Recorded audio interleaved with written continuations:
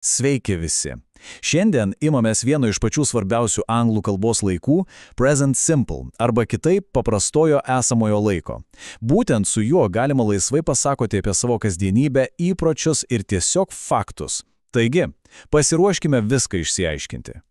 Gerai, tai kaip papasakoti apie tuos dalykus, kuriuos veikiame kasdien? Na, žinot, apie rytinę kavą, kelią į darbą ar savaitgalio pomėgius. Atsakymas yra stebėtinai paprastas, tam mums ir prireiks present simple laiko. Pradėkime nuo pačių pagrindų. Šis laikas ne veltui vadinamas kasdieniu. Jis tarsi pamatas, kai norime kalbėti apie savo rutiną ir neginčiamus faktus. Gerai, tai esmė labai paprasta. Present simple mums praverčia dviejose pagrindinėse situacijose. Pirma, kai kalbame apie veiksmus, kurie nuolat kartojasi, tai yra apie įpročius.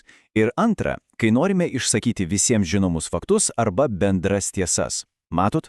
Viskas gana logiška. O iš kur žinoti, kada būtent šį laiką ir naudoti? Na, yra keli žodeliai, signalai, į kuriuos verta atkreipti dėmesį. Jie mums padeda suprasti, kad kalbama apie pasikartojantį veiksmą. Tokie žodžiai kaip always, usually ar everyday iškart sufleruoja, kad čia present simple vieta. Ir štai turime puikų pavyzdį. Mrs. Starling always goes to the shop in the morning. Žodelis always, visada, iš karto parodo, kad čia kalbame apie ponios Starling įprotį, jos kasdienę rutiną. Tiesa? Dabar turėtų būti aiškiau. Puiku, judam toliau. Dabar pažiūrėkime, kaip visa tai veikia praktiškai ir kokia yra ta pati svarbiausia veiksmažodžio taisyklė. Čia ko gero pati svarbiausia taisyklė, kurią reikia įsiminti. Atkreipkime dėmesį į skirtumą. Kai kalbame apie I, we, they, veiksmažodis lieka toks pats. Bet kai sakinys yra apie he, she arba it, tai yra trečiąjį asmenį, prie veiksmažodžio galo visada pridedame galūnę s arba s. Pavyzdžiui, sakome I play, bet she plays. Štai tokia auksinė taisyklė. Gerai, gramatikos pagrindus jau turim. Dabar laikas viską pritaikyti ir šiek tiek pasipraktikuoti su žodžioniu bei tarimu. Štai, keli populiarūs kalbų pavadinimai. Paklausykim, kaip jie skamba. English, German, Spanish, French. Galima pabandyti pakartoti garsiai. Tai puikus būdas apibūdinti faktus. Pavyzdžiui, people in Spain speak Spanish. Na, anglų kalbos tarimas kartais tikrai gali būti klastingas. Štai, pažiūrėkime, kiek skirtingų veidų gali turėti viena raidė O. Pavyzdžiui, O žodyje moon tariame ilgai U, o žodyje book jau visai kitaip, trumpai U. O žodyje how skamba kaip au, o štai OA žodyje road kaip O. Tikrai verta įsidėmėti. Na ką, teorijos pakaks. Dabar pats laikas pasitikrinti žinias. Paruošiau kelias trumpas užduotis. Pažiūrėkime, kaip mums seksis jas įveikti. Gerai, pirma užduotėlė. Mūsų sakinys he go to work every day. Ar kas nors čia kliūva?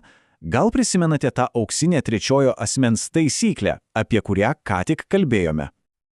Taip, būtent. Kadangi kalbame apie he, veiksmažodis go turi gauti galūnę minę s. Todėl teisingas sakinys la he goes to work every day. Judam toliau. Kuris variantas čia teisingas? They plays ar visgi they play? Ką sako taisyklė apie įvardį they? Žinoma, kad play įvardis they nereikalauja jokios galūnės, tad veiksmažodis lieka bazinėje formoje, be jokių s. Viskas paprasta. O dabar šiek tiek geografijos. Faktų patikrinimas. Sakinys teigia: The Nemunas flows into the Baltic Sea. Ar tai tiesa ir ar present simple čia tinka?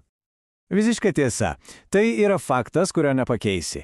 O būtent tokiems, amžiniams faktams apibūdinti ir naudojame paprastąjį esamąjį laiką. Puikus pavyzdys. Metas nedideliam vertimų iššūkiui. Kaip angliškai pasakytume, aš visada valgau pusryčius. Pagalvokime. Teisingas atsakymas yra I always eat breakfast. Ir čia svarbus momentas. Atkreipkime dėmesį, kad žodelis always atsidūrė prieš pagrindinį veiksmažodį eat. Šitą žodžių tvarką verta įsiminti. Puikiai padirbėta. Priartėjome prie pat pabaigos. Dabar pats metas viską, ką aptarėme, pabandyti pritaikyti sau. Taigi, kaip dabar visą tai panaudoti kalbant apie savo gyvenimą? Apie savo rutiną, pomėgius, galbūt faktus apie save?